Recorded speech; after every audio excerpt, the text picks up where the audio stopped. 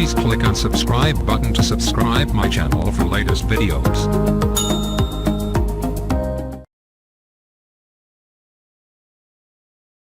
बिस्मिल्लाहिर्रहमानिर्रहीम। आज के लेक्चर में हम कोरल ड्रा में नेक्स्ट पढ़ेंगे इंपोर्ट से। लास्ट क्लास में हमने रिवर्ट तक पढ़ा था। तो इंपोर्ट्स मीन आप कोरल ड्रा में कोई पिक्चर, कोई पीएस की फ़ाइल या कोई भी पीडीएफ की फ़ाइल लेके आते हैं तो वो ओपन से नहीं आएगी, आपको इसको इंपोर्ट करना होगा। कोई ऐसी फ़ाइल जो आप कोरल ड्रा में लाना चाहते हैं, इंपोर्ट में आप कंट्रोल आई इसकी शॉर्टकट है। फॉर एग्ज़ाम्पल मैं डेस्कटॉप से कोई चीज़ ले लेता हूँ, ये ले लेता हूँ। इसको जब मैं इंपोर्ट करूँगा तो मेरे पास देखिए ये पिक्चर थी, तो ये मेरे पास इंपोर्ट होगी। तो कंट्रोल आई इसकी शॉर्टकट है। और चाहे वो जेपीजी हो, ईपीएस की फ़ाइल हो, पीडीएफ की फ़ाइल हो, और डिफरेंट फाइल के टाइप्स होती हैं। तो कोरल ड्रा में कोई पिक्चर वगैरह इस तरह की चीज़ें लाने के लिए आप इंपोर्ट का फंक्शन यूज़ करेंगे। इसके बाद एक्सपोर्ट का फंक्शन है। अगर आपने फॉर एग्ज़ाम्पल कोई चीज़ बनाई है, फॉर एग्ज़ाम्पल हम यहाँ से स्टार ले लेते हैं। अब ये मैंने स्टार बनाया है और इसको मैंने कलर किया है। अब इसको मैं पिक्चर इसकी मैं बनाना चाहता हूँ या पीडीएफ बनाना चाहता हूँ, तो मैं एक्सपोर्ट में जाऊँगा। एक्सपोर्ट कंट्रोल ई इसकी शॉर्टकट है। और जिस लोकेशन पे आपने इसको सेव करना है वहाँ वो लोकेशन दे दें, और इस फाइल का जो नेम देना है वो नेम दे दें। और यहाँ से सेव एज टाइप में आप चाहे उसको जेपीजी में करें, पीएनजी में, पोर्टेबल नेटवर्क ग्राफिक में जिसमें बैकग्राउंड नहीं होता, या पीडीएफ में करें, ये डिपेंड करता है। तो मैं इसको जेपीजी में पिक्चर बनाना चाहता हूँ तो मैं इसको स्टार के नाम से सेव कर लेता हूँ और एक्सपोर्ट कर लेता हूँ। और ये हमारे पास जब मैंने एक और इसमें ऑप्शन आ गई एक्सपोर्ट, आप इसको 4 कलर में करना चाहते हैं तो ये CMY के कलर करें। 32 बिट होगा ये, और RGB 24 बिट चैनल अगर आपने रखना है तो ये इसमें कर। तो मैं CMY के ही करता हूँ, आप RGB में भी कर सकते हैं। ओके करने पे अब ये फाइल एक्सपोर्ट होगी ये पिक्चर में। अब देखिए ये डेस्कटॉप पे, अब इस पर जब मैं क्लिक करूँगा तो ये स्क्रीन में आपके पास ये आ जाएगी। तो इसी तरह एक दो फाइलें और भी एक्सपोर्ट करके मैं आपको बता देता हूँ। फॉर एग्ज़ाम्पल मैं एक्सपोर्ट करना चाहता हूँ इसे PNG में ताकि इसका बैकग्राउंड ना आए। तो PNG की सेकंड ऑप्शन है, आप इसी को मैं लिख देता हूँ स्टार PNG फाइल। अब इसको जब मैं एक्सपोर्ट करूँगा तो देखिए इसने PNG में ये बैकग्राउंड में दिया, ओके किया। अब इसको मिनिमाइज़ करें, देखिए इसका बैकग्राउंड आपके पास नहीं है और ये स्टार का ये वाइट बैकग्राउंड आ रहा है। तो ये हमारे पास एक्सपोर्ट के ऑप्शन है। इसी तरह आपके पास एक्सपोर्ट फॉर ऑफिस है। ऑफिस के लिए आप एक्सपोर्ट करना चाहते हैं, इसमें भी PNG और JPG और डिफरेंट ऑप्शन है। इस फॉर्मेट में आप कर सकते हैं।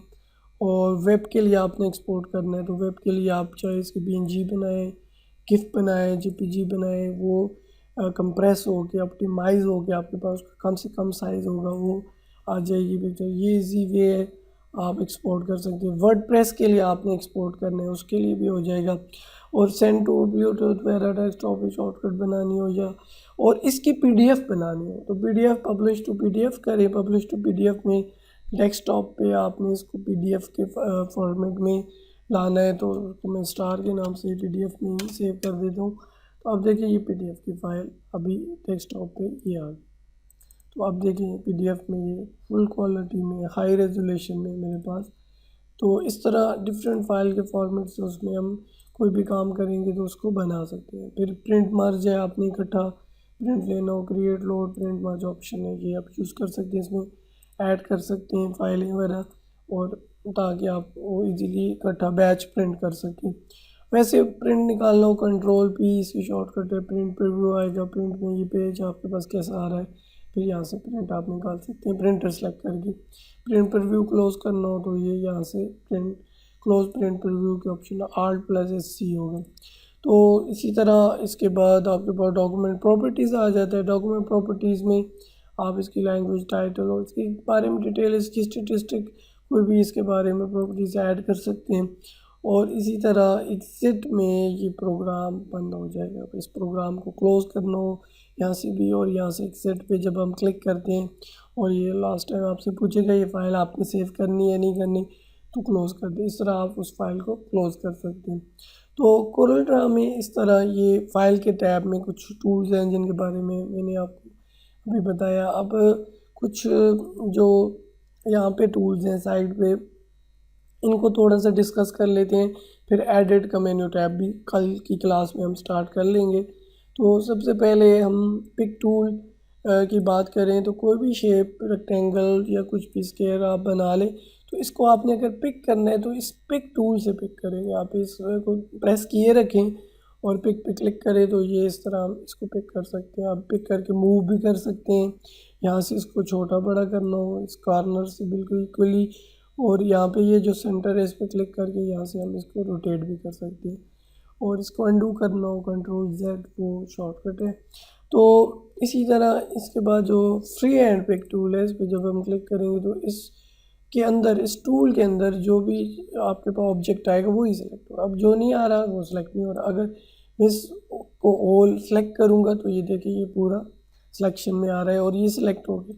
फिर इसी तरह थर्ड नंबर पे फ्री ट्रांसफॉर्म के ऑप्शन है, आप इसको बड़ा या छोटा या इस तरह वो सेट कर सकते हैं। और इसी तरह आपके पास सेकंड ऑप्शन है शेप F10 इसकी शॉर्टकट है। शेप में आप कोई भी ऑब्जेक्ट को आप खुद भी बना सकते हैं, रीशेप उसको कर सकते हैं। मीन्स कि आप देखिए ये रेक्टेंगल को आप इस शेप में बना सकते हैं। अब इसमें बस ज़्यादा से ज़्यादा यहाँ तक इसको कंट्रोल किया जा सकता है। लेकिन अब एक नई रेक्टेंगल लेके अगर मैं इसको कर्व बना लूँ, कर्व बनाने के लिए Ctrl+Q प्रेस करूँगा मैं।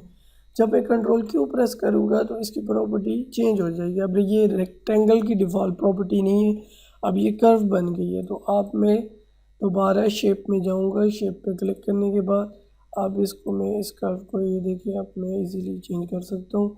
इस पर डबल क्लिक करके एक नोड क्रिएट कर सकता हूँ। नोड को ख़त्म करना हो डबल क्लिक करके उस नोड को डिलीट किया जा सकता है इस पर डबल क्लिक करके।